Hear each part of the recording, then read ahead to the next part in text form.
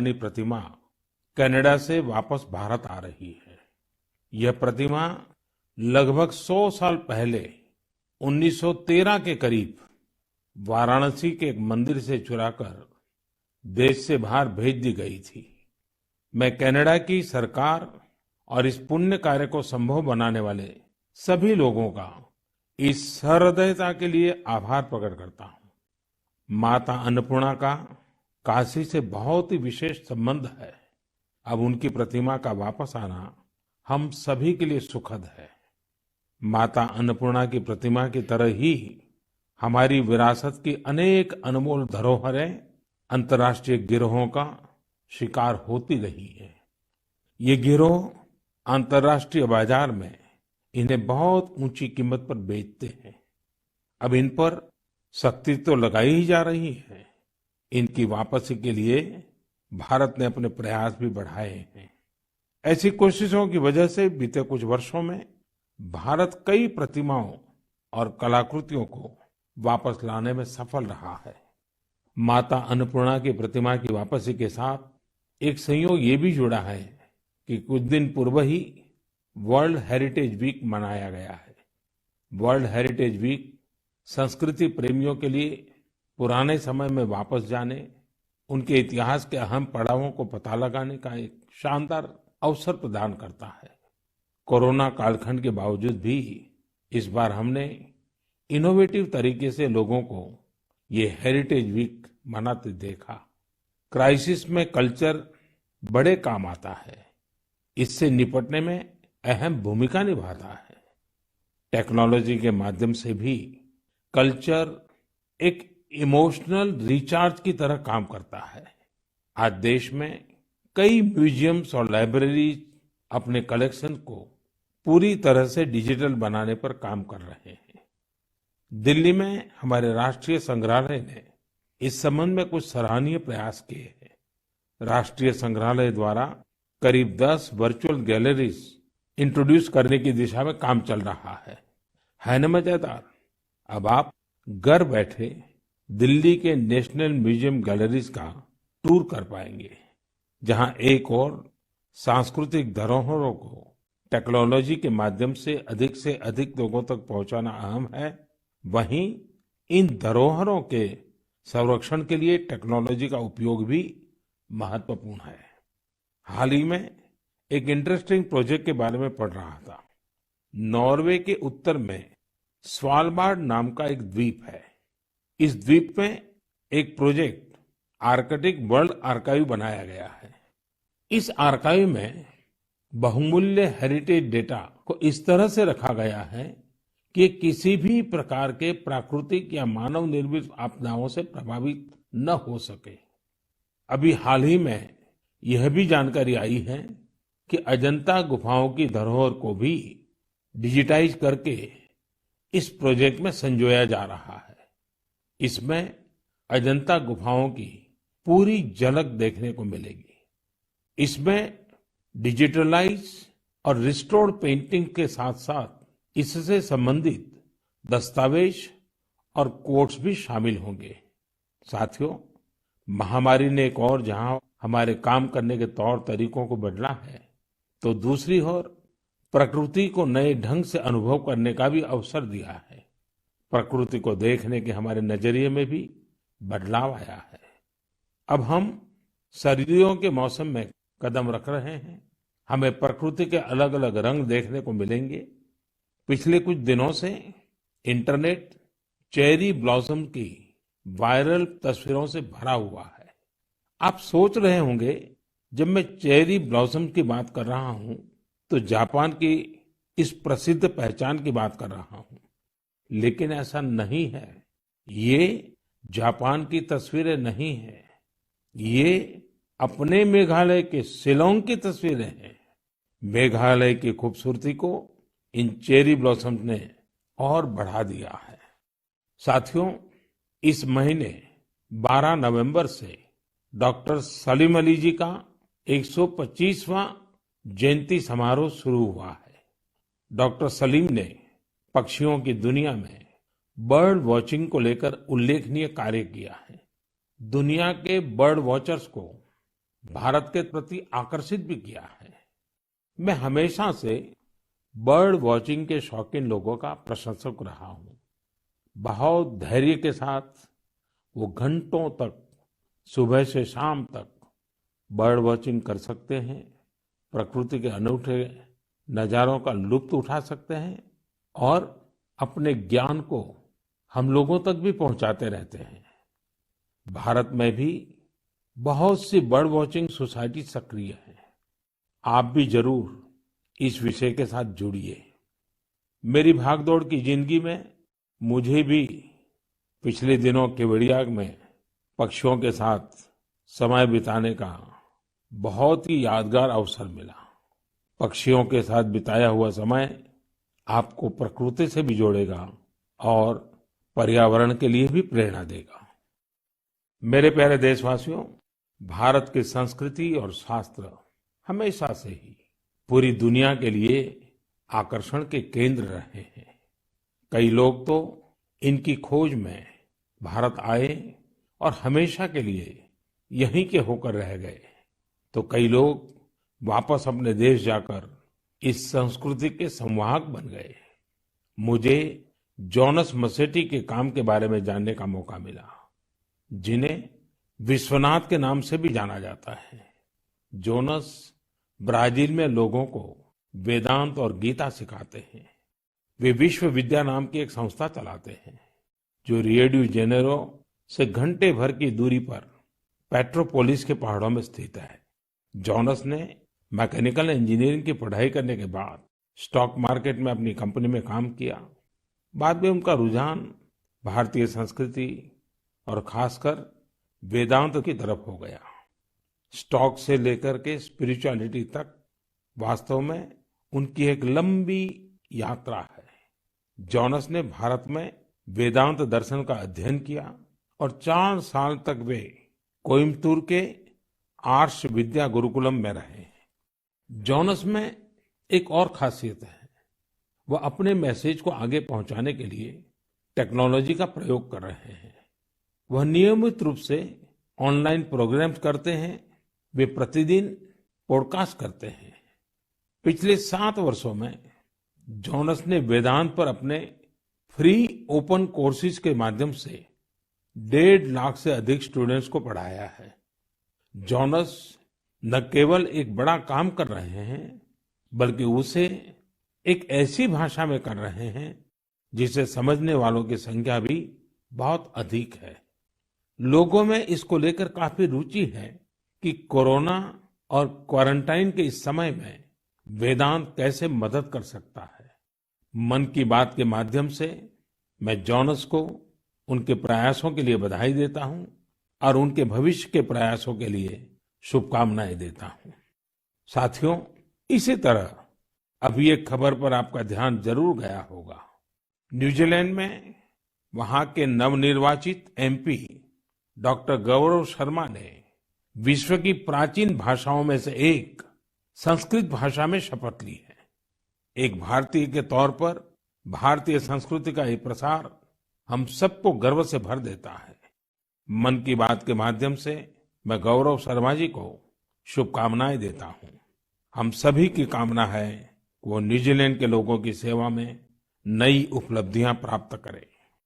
मेरे प्यारे देशवासियों, कल 30 नवंबर को हम श्री गुरु नानक देव जी का 551वां प्रकाश पर्व मनाएंगे। पूरी दुनिया में गुरु नानक देव जी का प्रभाव स्पष्ट रूप से दिखाई देता है।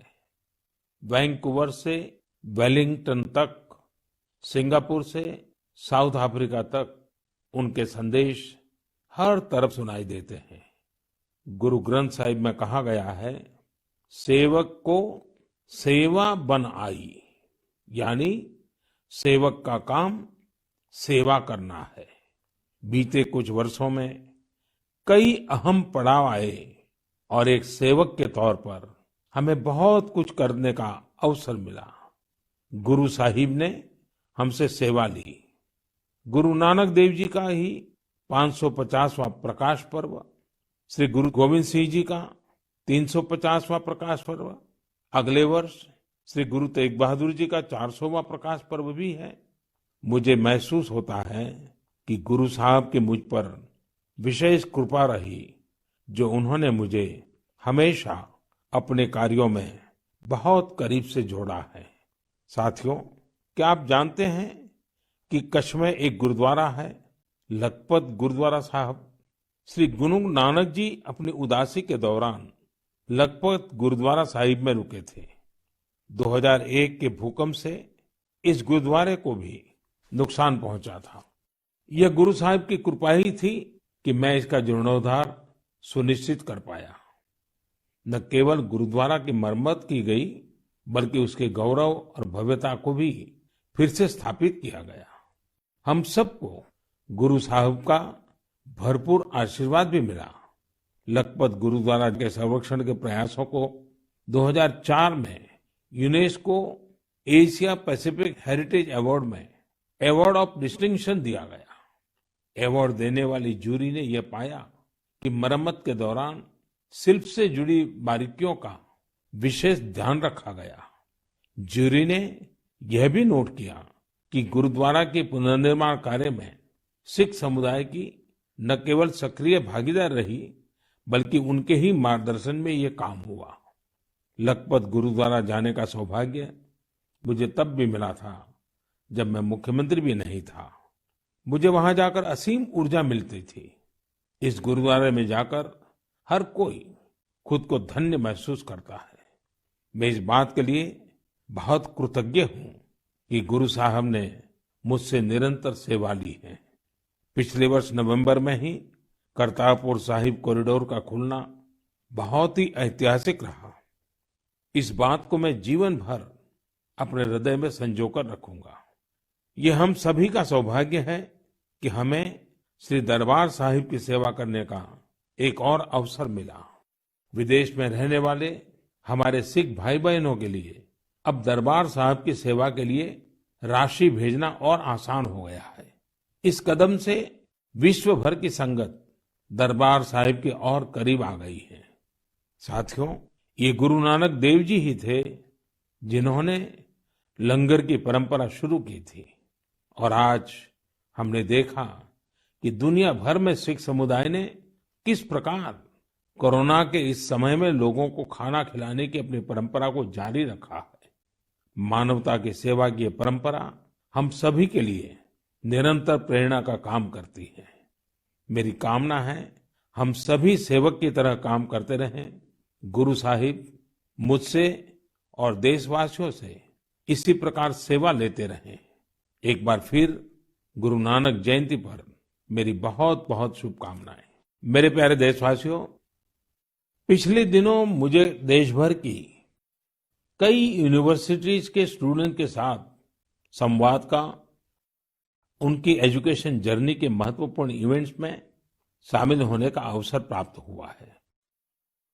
टेक्नोलॉजी के जरिए मैं आईआईटी गुवाहाटी, आईआईटी दिल्ली, गांधीनगर की दीनदयाल पेट्रोलियम यूनिवर्सिटी, दिल्ली की जेएनयू, मैसूर यूनिवर्सिटी और लखनऊ यूनिवर्सिटी के विद्यार्थियों से कनेक्ट हो पाया। देश के युवाओं के बीच होना बेहद तरोताजा करने वाला और ऊर्जा से भरने वाला होता है। विश्वविद्यालय के परिसर तो एक तरह से मिनी इंडिया की तरह होते हैं। एक तरह जहां इन कैंपस में भारत की विविधता के दर्शन होते हैं, वहीं दूसरी तरफ वहां न्यू इंडिया के लिए बड़े बड़े बदलाव का पैशन भी दिखाई देता है। कोरोना से पहले के दिनों में जब मैं रूबरू किसी इंस्टीट्यूशन के इवेंट में जाता था, तो ये आग्रह भी करता था कि आसपास के स्कूलों से गरीब बच्चों को भी उस समारोह में आमंत्रित किया जाए। वो बच्चे उस समारोह में मेरे स्पेशल गेस्ट बनकर आते रहे हैं। एक छोटा सा बच्चा उस भव्य समारोह में किसी युवा को डॉक्टर, इंजीनियर, साइंटिस्ट बनते देखता है, किसी को मेडल लेते हुए देखता है, तो उसमें नए सपने जगते हैं। मैं भी कर सकता हूं, यह आत्मविश्वास जगता है। संकल्प के लिए प्रेरणा मिलती है। साथियों, इसके अलावा एक और बात जानने में मेरी हमेशा रुचि रहती है कि उस इंस्टीट्यूशन के अलुमनाई कौन है। उस संस्थान के अपने अलुमनाई से रेगुलर एंगेजमेंट की व्यवस्था है क्या? उनका अलुमनाई नेटवर्क कितना जीवंत है? मेरे युवा दोस्तों, आप तब तक ही किसी संस्थान के विद्यार्थी होते हैं जब तक आप वहां पढ़ाई करते हैं, लेकिन वहां के एलुमनाई आप जीवन भर रहते हैं। स्कूल कॉलेज से निकलने के बाद दो चीजें कभी खत्म नहीं होती हैं। एक, आपकी शिक्षा का प्रभाव, और दूसरा, आपका अपने स्कूल कॉलेज से लगाव। जब कभी एलुमनाई आपस में बात करते हैं तो स्कूल कॉलेज की उनकी यादों में किताबों और पढ़ाई से ज्यादा कैंपस में बिताया गया समय और दोस्तों के साथ गुजारे गए लम्हे होते हैं। और इन्हीं यादों में से जन्म लेता है एक भाव इंस्टीट्यूशन के लिए कुछ करने का। जहां आपके व्यक्तित्व का विकास हुआ है, वहां के विकास के लिए आप कुछ करें। इससे बड़ी खुशी और क्या हो सकती है। मैंने कुछ ऐसे प्रयासों के बारे में पढ़ा है जहां पूर्व विद्यार्थियों ने अपने पुराने संस्थानों को बढ़ चढ़ करके दिया है। आजकल अलुमनाई इसको लेकर बहुत सक्रिय है। आईआईटियंस ने अपने संस्थानों को conference centres, management centres, incubation centres जैसी कई अलग अलग व्यवस्थाएं खुद बनाकर दी हैं। ये सारे प्रयास वर्तमान विद्यार्थियों के लर्निंग एक्सपीरियंस को इम्प्रूव करते हैं। आईआईटी दिल्ली ने एक एंडाउमेंट फंड की शुरुआत की है, जो कि एक शानदार आइडिया है। विश्व की जानी मानी यूनिवर्सिटी में इस प्रकार के एंडाउमेंट्स बनाने का कल्चर रहा है, जो स्टूडेंट्स की मदद करता है। मुझे लगता है कि भारत के विश्वविद्यालय भी इस कल्चर को इंस्टीट्यूशनलाइज करने में सक्षम है। जब कुछ लौटाने की बात आती है तो कुछ भी बड़ा या छोटा नहीं होता है। छोटे से छोटी मदद भी मायने रखती है। हर प्रयास महत्वपूर्ण होता है। अक्सर पूर्व विद्यार्थी अपने संस्थानों के टेक्नोलॉजी अपग्रेडेशन में, बिल्डिंग के निर्माण में, अवार्ड्स और स्कॉलरशिप शुरू करने में, स्किल डेवलपमेंट के प्रोग्राम शुरू करने में बहुत महत्वपूर्ण भूमिका निभाते हैं। कुछ स्कूलों की ओल्ड स्टूडेंट एसोसिएशन ने मेंटरशिप प्रोग्राम शुरू किए हैं। इसमें वे अलग अलग बैच के विद्यार्थियों को गाइड करते हैं, साथ ही एजुकेशन प्रोस्पेक्ट पर चर्चा करते हैं। कई स्कूलों में, खासतौर से बोर्डिंग स्कूलों की एल्यूमनाई एसोसिएशन बहुत स्ट्रांग है, जो स्पोर्ट्स टूर्नामेंट और कम्युनिटी सर्विस जैसी गतिविधियों का आयोजन करते रहते हैं। मैं पूर्व विद्यार्थियों से आग्रह करना चाहूंगा कि उन्होंने जिन संस्था में पढ़ाई की है, वहां से अपनी बॉन्डिंग को और अधिक मजबूत करते रहें। चाहे वह स्कूल हो, कॉलेज हो या यूनिवर्सिटी। मेरा संस्थानों से भी आग्रह है कि एल्यूमनाई एंगेजमेंट के नए और इनोवेटिव तरीकों पर काम करें, क्रिएटिव प्लेटफॉर्म्स डेवलप करें, ताकि एल्यूमनाई की सक्रिय भागीदारी हो सके। बड़े कॉलेज और यूनिवर्सिटीज ही नहीं, हमारे गांवों के स्कूल्स का भी strong, vibrant, active alumni network हो।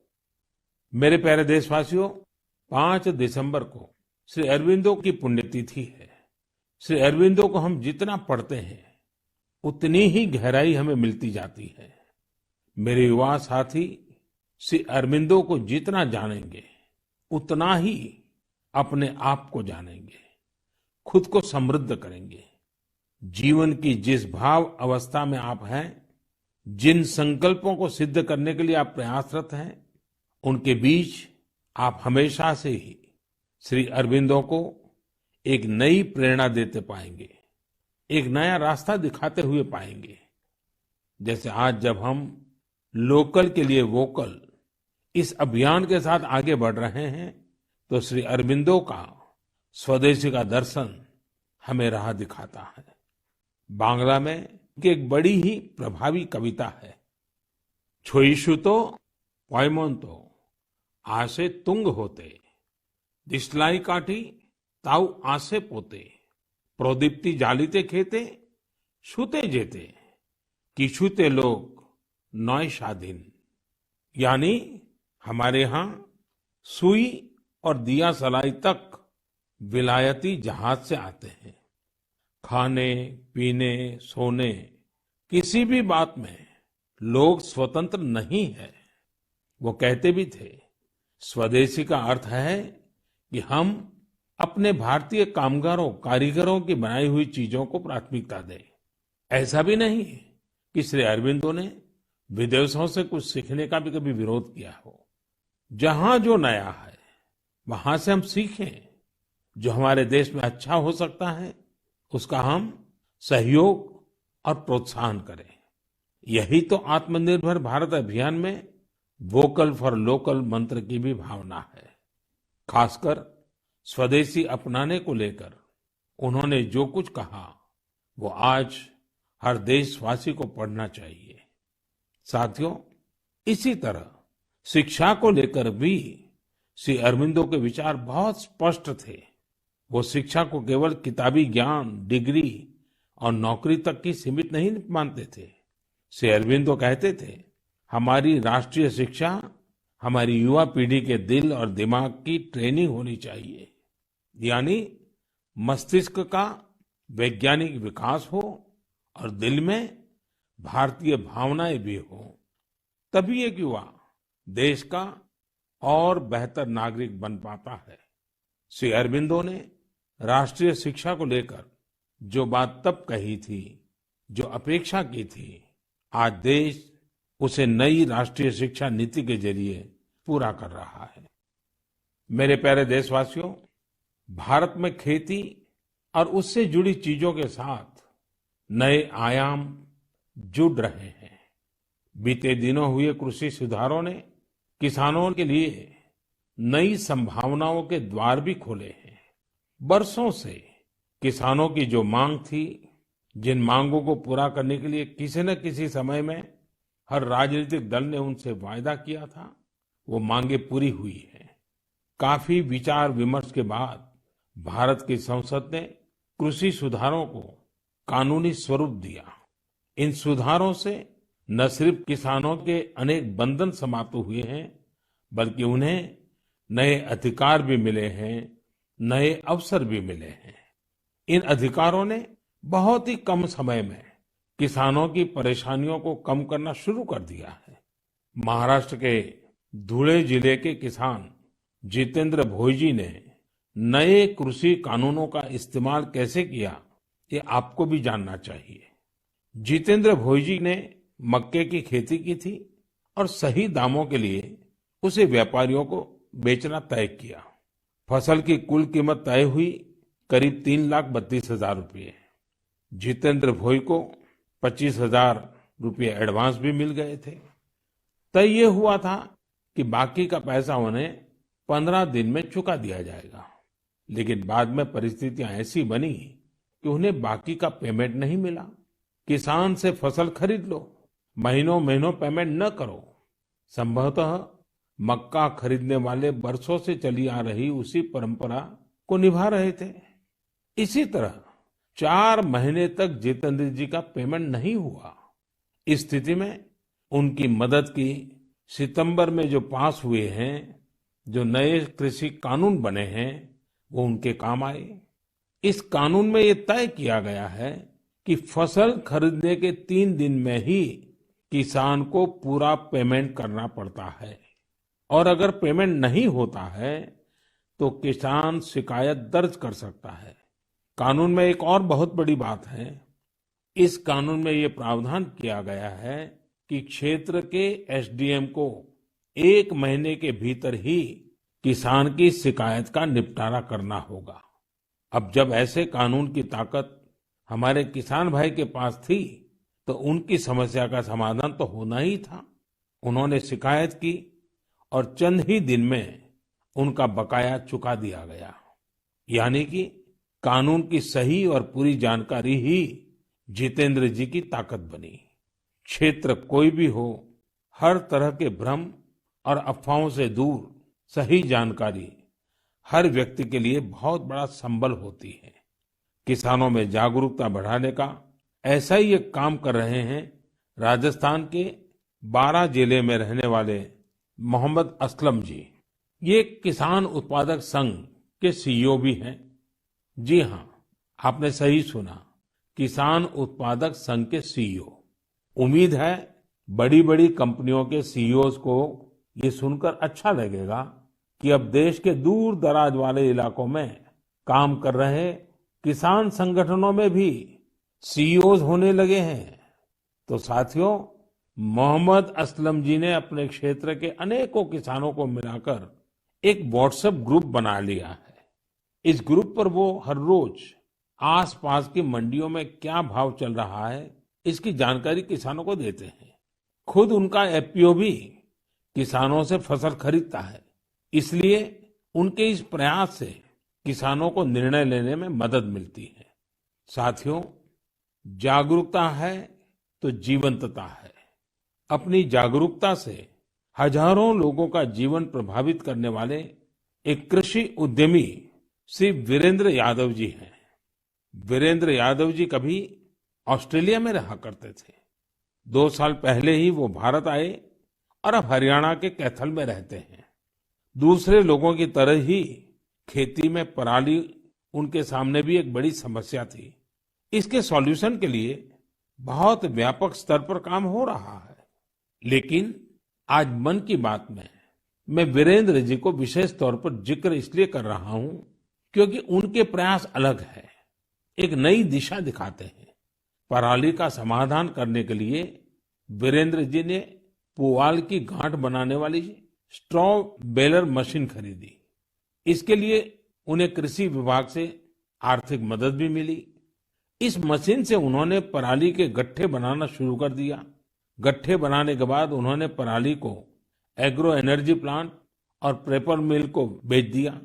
आप जानकर हैरान रह जाएंगे कि वीरेंद्र जी ने पराली से सिर्फ 2 साल में 1.5 करोड़ रुपए से ज्यादा का व्यापार किया है और उसमें भी लगभग 50 लाख रुपए मुनाफा कमाया है। इसका फायदा उन किसानों को भी हो रहा है जिनके खेतों से वीरेंद्र जी पराली उठाते हैं। हमने कचरे से कंचन की बात तो बहुत सुनी है, लेकिन पराली का निपटारा करके पैसा और पुण्य कमाने का यह अनोखा उदाहरण है। मेरा नौजवानों, विशेषकर कृषि की पढ़ाई कर रहे लाखों विद्यार्थियों से आग्रह है कि वो अपने आसपास के गांवों में जाकर किसानों को आधुनिक कृषि के बारे में, हाल में हुए कृषि सुधारों के बारे में जागरूक करें।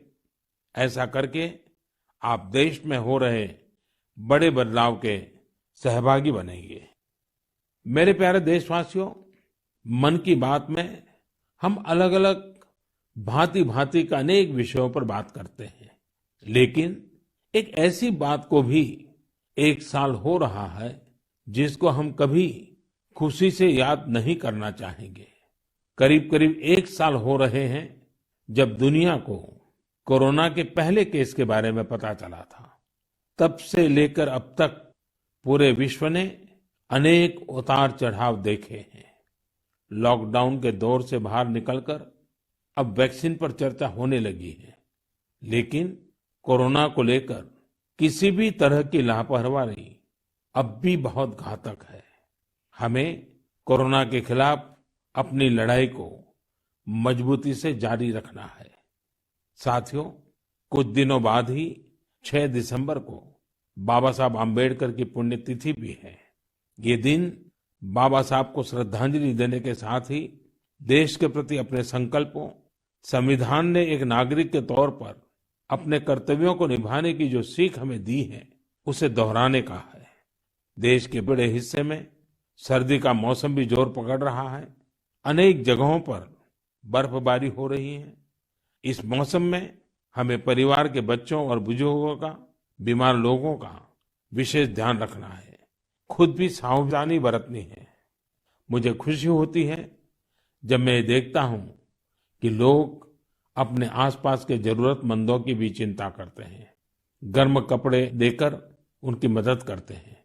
बेसहारा जानवरों के लिए भी सर्दियां बहुत मुश्किल लेकर आती हैं। उनकी मदद के लिए भी बहुत लोग आगे आते हैं। हमारी युवा पीढ़ी इस तरह के कार्यों में बहुत बढ़ चढ़कर सक्रिय होती है। साथियों, अगली बार जब हम मन की बात में मिलेंगे तो 2020 का ये वर्ष समाप्ति की ओर होगा। नई उम्मीदें, नए विश्वास के साथ हम आगे बढ़ेंगे। आप जो भी सुझाव हो, आइडियाज हो, उन्हें मुझ तक जरूर साझा करते रहिए। आप सभी को बहुत बहुत शुभकामनाएं। आप सब स्वस्थ रहें, देश के लिए सक्रिय रहें। बहुत बहुत धन्यवाद।